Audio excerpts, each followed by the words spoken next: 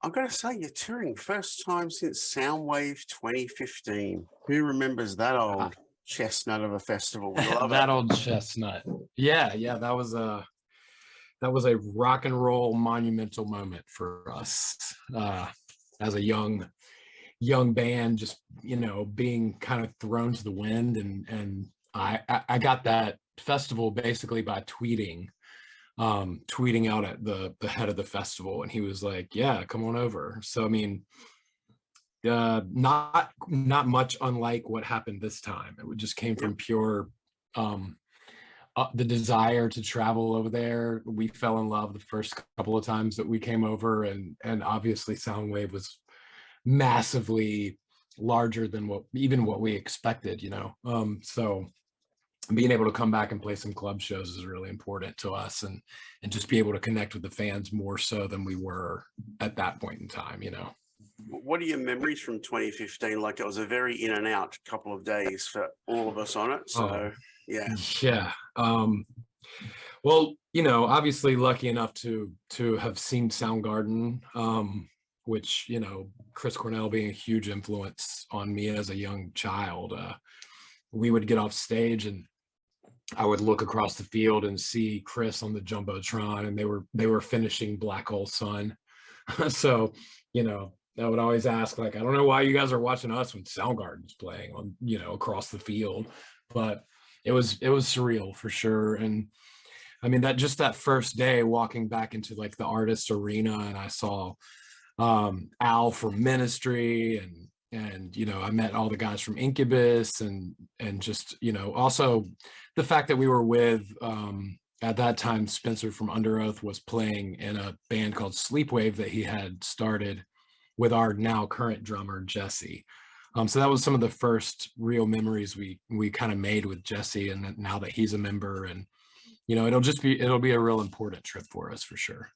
It's funny you mentioned Incubus, so I'm going to explain something to you. Before I do an interview, I normally tell my wife who I'm interviewing, if she isn't familiar with the band, we do our YouTube deep dive. Nice. And she said to me, we were playing a lot of the older stuff, and she said how much your mellow sections reminded her of Incubus, who was one of her favorite bands. And so then we fast forward. Compliment. Yeah, we fast forward to the latest album, and especially the 2 video clips. And she was like, you sure we're on the same band?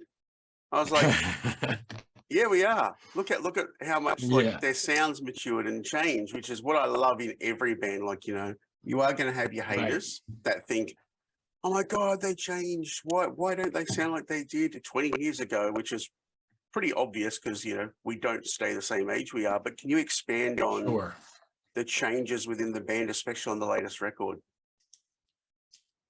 I think this latest album was kind of an odd bird for us.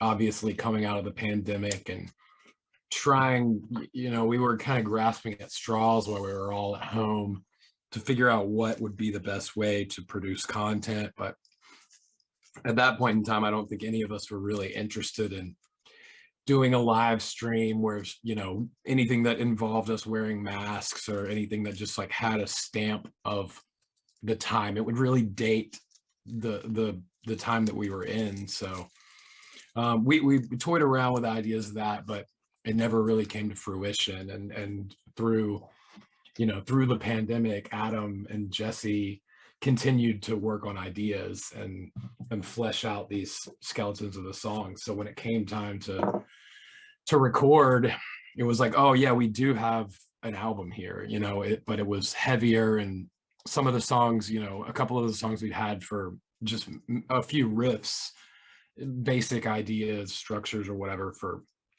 a few years, 3 or 4 years. I think Lord Slug, which is the closing track on this album, was a riff that Adam and Jesse started jamming on like when Jesse first joined the band. So it's kind of cool that it brought out like a more aggravated tone from us, but I think it was just the way that we were all kind of in the headspace that we were in at the moment. Music basically went away, live music, live venues in the States, we were pulled off of the road on my birthday 3 years ago, I think now.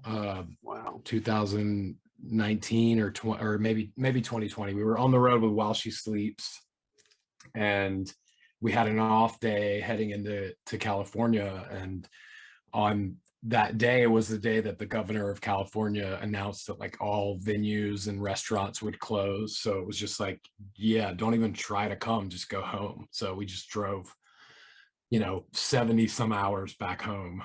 Wow. And then we're there for 2.5 years.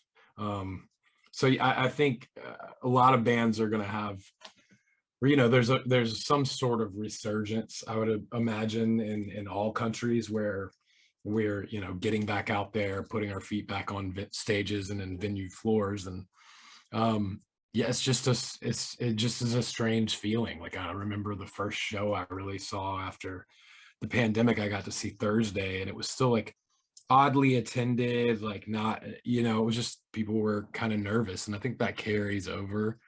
But it also probably came through in this album a bit because, as a society, we all share or shared similar feelings about what was going on. So Yeah. it was just, there's a lot of, like, as much as we don't like to have a statement as a band, I mean, it's as much as we try to stay as I guess loyal to rock and roll, but some things just seep through, emotions and whatnot.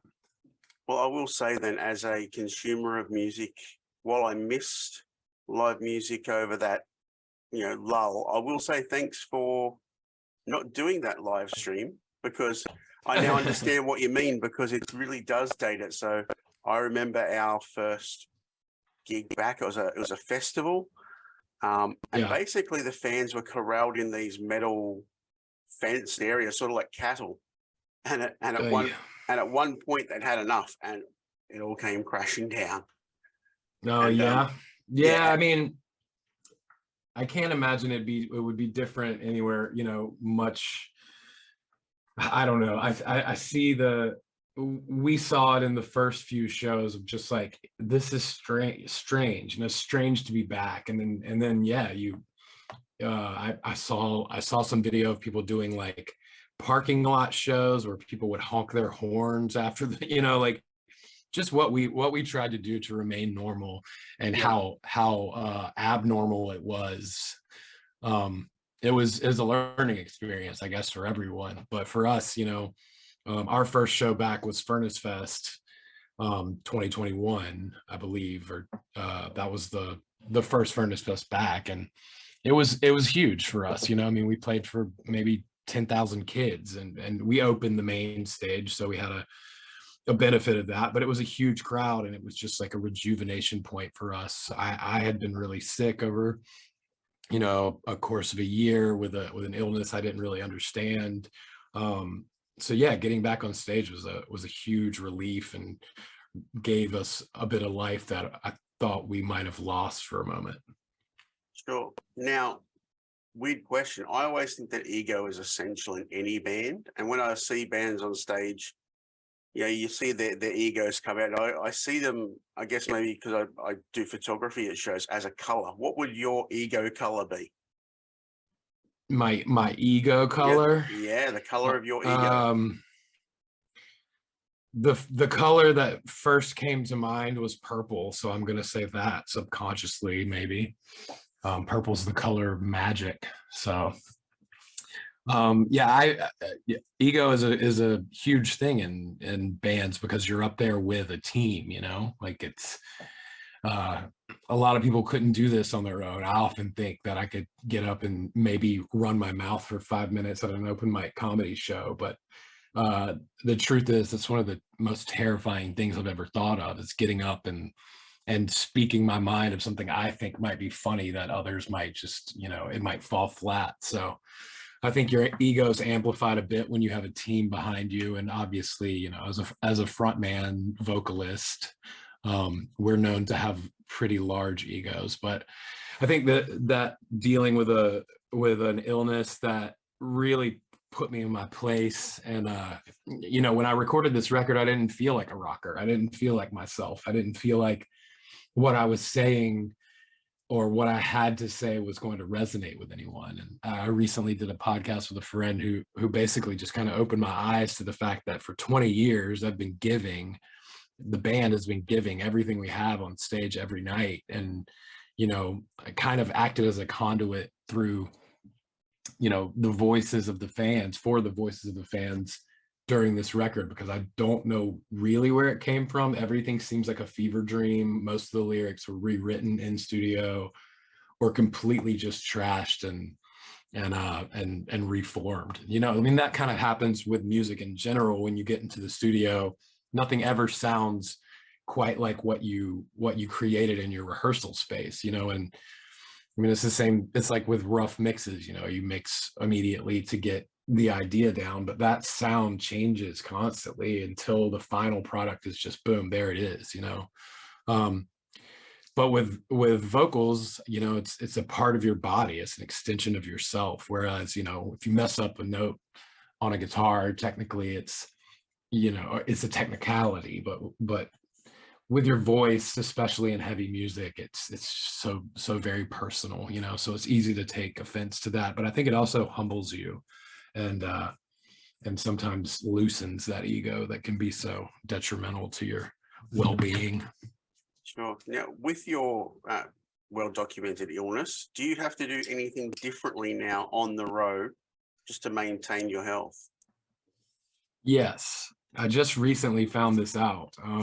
We just played a festival in Florida.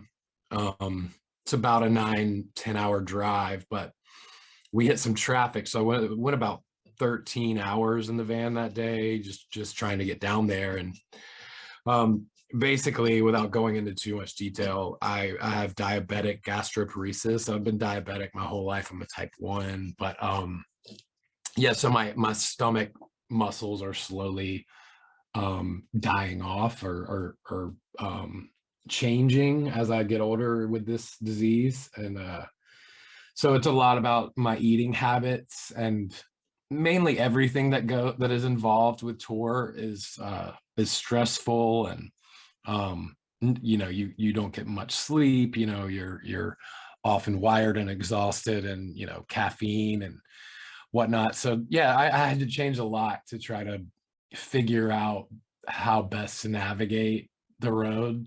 But I think it's a learning process. And you know, I just turned 40 a few days ago, so I'm just leaning into what comes with age, you know.